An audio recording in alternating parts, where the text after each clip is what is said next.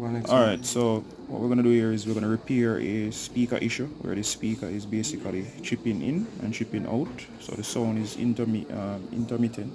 So this is a BLU Advance 4.0, and the issue is caused by a speaker that's found beneath the back cover here that's actually loose, or basically it's connected and disconnected.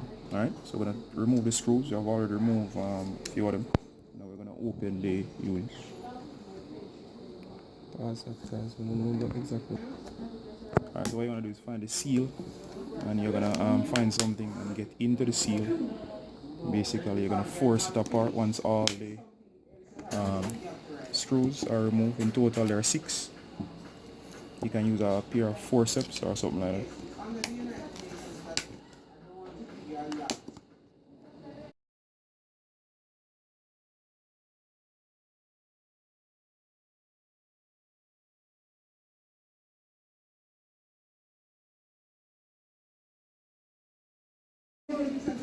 Alright, your clips. So just make sure you get at the clips. Make sure all of them snap. So you have to just focus on the clip points and then remove them. Alright. Alright, so if we can look at this. Here we have the speaker mechanism.